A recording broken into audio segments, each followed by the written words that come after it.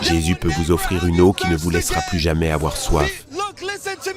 Écoutez-moi attentivement. Nous fumons et nous ne sommes pas satisfaits. Nous buvons et nous ne sommes pas satisfaits. Nous forniquons et nous ne sommes pas satisfaits. Nous faisons la fête tous les week-ends et nous ne sommes pas satisfaits. Peuple de Dieu, je veux vous dire ce soir que vous n'êtes pas celui que Satan dit que vous êtes. Vous êtes celui que Jésus dit que vous êtes. Vous avez un avenir meilleur, un plan plus grand et un but plus élevé. Mais sans Jésus, vous ne pouvez pas découvrir ce but. Jésus veut vous offrir quelque chose qui vous satisfera. Et c'est l'eau vive. C'est le Saint-Esprit. En ce moment même, alors que vous êtes ici ce soir, vous savez qu'il y a un vide en vous. Jésus veut vous transformer et vous guérir ce soir. Je peux me tenir ici et dire que je suis satisfait, que je suis plein de joie et de paix, parce que j'ai accepté Jésus dans ma vie. Je sais que beaucoup d'entre vous ici ont été rejetés. Beaucoup d'entre vous ici ont été élevés sans père. Beaucoup d'entre vous ici portaient des blessures intérieures à cause de relations brisées. Beaucoup d'entre vous êtes aux prises avec le rejet. Et je veux vous dire que Jésus a besoin de vous. Vous voyez, tout ce qui se passe en ce moment, nous serons tous debout devant Dieu. Mais même après cela, il n'est pas trop tard. Vous pouvez encore vous repentir. Vous pouvez encore croire. La raison pour laquelle les gens font quelque chose comme ça, c'est parce qu'ils sont aveugles. Ils sont aveuglés par Satan. Et je veux vous dire ce soir que Jésus peut vous pardonner. Jésus peut sauver votre âme. Les gens qui vous célèbrent maintenant ne vous célébreront pas après la mort si vous ne recevez pas Jésus. Jésus vous aime, madame, même pendant que vous faites cela. Jésus est le chemin, la vérité et la vie. Et il est mort pour vous. Il a versé son sang pour vous. Il a porté une couronne d'épines pour vous. Peu importe ce que vous faites maintenant, Jésus peut vous pardonner. Je vous aime et Jésus vous aime encore plus. Repentez-vous et croyez à l'Évangile. Pourquoi penses-tu que nous ne croyons pas en Jésus? C'est quoi ton message ici ce soir? L'Évangile. D'accord. Essaies-tu d'être drôle ou essaies-tu simplement de répandre la parole? J'essaie de répandre la parole. Tu as dit quelque chose au sujet du père de quelqu'un. Moi, mon père est mort. Et pour être honnête avec toi, c'est quelque chose avec lequel je lutte sans cesse. De savoir comment j'aurais pu être si mon père était encore vivant. Pour être honnête, tu m'as en quelque sorte touché, parce que je crois en Jésus. Je sais qu'il est réel. Je comprends que certaines des choses que je fais dans ma vie ne sont peut-être pas bonnes et formidables. Mais je suis presque sûr que toi aussi tu as de ces choses. J'essaie juste de m'assurer que tu n'essaies pas d'être drôle. C'est que je ne suis pas parfait. Et tu n'es pas parfait non plus, mec. Je ne suis pas ici pour souligner ou pointer les erreurs des gens. Donc tu n'es pas venu ici pour juger? Mon travail est de permettre aux gens de connaître l'Évangile, le seul moyen de notre salut. Et la raison pour laquelle je mentionne ce que j'ai mentionné au sujet d'un père, c'est parce que je sais comment l'ennemi fonctionne. Il y a beaucoup de gens, je ne dis pas que tu en fais partie, je ne te connais pas du tout, mais il y a des gens qui sont LGBTQ. Et Jésus les a transformés et sauvés parce que Dieu leur a donné la grâce d'enlever les voiles. Et je veux te dire ceci. Notre guerre n'est pas contre la chair et le sang. Elle est contre les principautés et les pouvoirs. Elle est contre les esprits qui essaient de dominer et de prendre le contrôle de notre esprit, de notre volonté et de nos émotions. La raison pour laquelle les gens sont dans cette même condition LGBTQ, qui est le péché en ce moment, ne me concerne pas. Parce que pourquoi devrais-je souligner le péché quand quelqu'un n'a pas Jésus? Cela n'a aucun sens.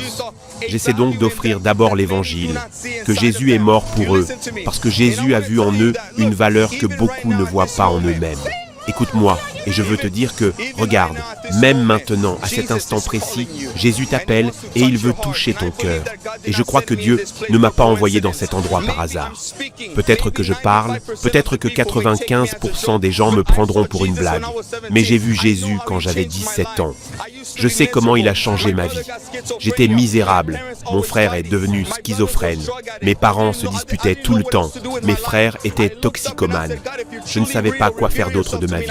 J'ai levé les yeux et j'ai dit « Dieu, si tu es vraiment réel, révèle-toi à moi. » Il s'est révélé à l'âge de 17 ans et cela a changé ma vie.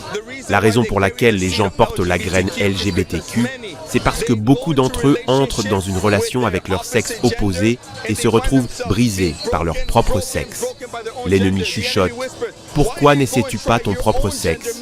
Peut-être qu'ils t'accepteront. D'autres sont élevés sans mère, sans père. Ils n'ont jamais été élevés en voyant ce qu'est un père. Comment un homme est censé vivre sa vie? Comment il est censé travailler?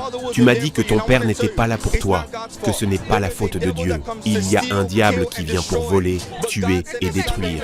Mais Dieu a envoyé son Fils pour que tu aies la vie. Il est décédé à un âge avancé. Et je veux te dire que ce n'est pas la faute de Dieu. Et ce n'est pas ta faute non plus. Mais voici la bonne nouvelle pour toi. Jésus est le Fils, mais celui qui l'a envoyé est le Père. Dieu veut t'atteindre par l'Évangile parce qu'il veut devenir ton Père. Et je veux te dire que peu importe ce que tu as fait dans le passé, tout peut être effacé. Et par la puissance de l'Évangile, tout peut devenir nouveau. Écoute-moi, après ce message, quoi que tu fasses, quoi que tu aies à faire, écoute-moi. Je ne suis pas ici pour te forcer à recevoir Jésus. Je suis ici pour transmettre un message, mais réfléchis-y ce soir, quand tu seras chez toi. Ce prédicateur a dit quelque chose qui m'a touché. Revenons sur tout ce qui s'est passé. Jésus t'appelle et il veut changer ta vie. Il y a quelque chose que tu ne sais pas et c'est pourquoi tu te retrouves à faire les choses que tu fais. Je ne t'en veux pas. J'étais aussi comme ça jusqu'à ce que les écailles soient enlevées et que je puisse trouver la vérité, qu'il y a un diable qui veut que tu aies un certain style de vie, qui te distrait du véritable but de Jésus.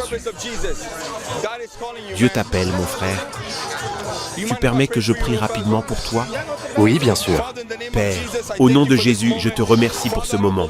Père, je ne crois pas au hasard quand il s'agit de toi. Tu as changé ma vie, tu as transformé ma famille. Montre-lui à quel point tu es réel.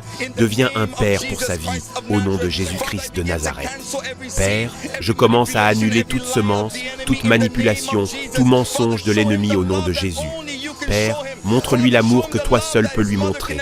Père, montre-lui l'amour que sa mère ne pourra jamais lui donner. Montre-lui l'amour que ses amis ne pourront jamais lui donner. Montre-lui l'amour que personne ne pourra jamais lui donner. L'amour qui vient du ciel. Ouvre ses yeux au nom puissant de Jésus. Rencontre-le, sauve son âme, car Jésus, tu reviens très bientôt et tu m'as envoyé comme sel pour exposer les ténèbres. Jésus, profite de cette âme que tu aimes, pour laquelle tu es mort malgré les erreurs. Tu as versé ton sang pour que je sois pardonné. Au nom de Jésus, Amen. Que Dieu te bénisse. Je t'aime, mon frère. Écoute-moi, je prêchais la vérité. Il a dit qu'il y avait quelque chose qui l'a touché. C'était quand tu as parlé de la figure paternelle, parce que mon père est mort quand j'étais jeune. Je n'ai jamais pu voir à quoi ressemblait une figure paternelle. Et voilà, il est venu et Jésus a pu le rencontrer et le toucher. Et pendant que je lui parlais de Jésus, de l'amour de Dieu, de l'évangile de Jésus, la même fille qui manquait de respect à Dieu est la même fille qui a aussi entendu le message de l'évangile. Évangéliste. Avant de venir ici, c'est fou parce que j'ai dit à Andy, faisons cette prière. Saint-Esprit, place les mots dans ma bouche en fonction de l'état des gens. Et au moment où j'ai dit cela, Dieu a utilisé ce moment pour le toucher. Pourquoi? Parce que lorsque quelqu'un dit la vérité de Dieu, cela expose tout mensonge de l'ennemi en eux. Leur style de vie est un mensonge de Satan. C'est une manipulation pour leur faire vivre une vie qui ne leur a jamais été destinée. C'est pourquoi, si vous êtes quelqu'un qui est connecté à cette histoire, recevez Jésus aujourd'hui. Il peut vous toucher, il peut vous donner la vie et il peut vous restaurer. Que Dieu vous bénisse. Dieu vous aime, mon frère. Oui, il était touché et il pleurait. Et l'on pouvait voir l'œuvre de l'ennemi, même pendant que tu lui parlais. Ses amis qui essayèrent de l'éloigner. Mais il a continué à se battre pour rester et recevoir. Et je crois que tu lui parlais, tu ne lui parlais pas à lui, mais tu parlais à son esprit. et son homme spirituel reconnaissait, il pouvait entendre les appels. Mais je suis content que Dieu ait travaillé pour lui aujourd'hui. Amen. Je crois que Dieu va faire quelque chose.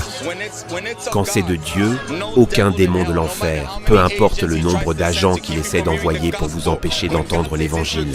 Quand Dieu dit que c'est le moment d'entendre ma voix, il n'y a rien que le diable puisse faire pour l'arrêter. Quand c'est la volonté de Dieu et quand Dieu dit oui, personne ne peut dire non.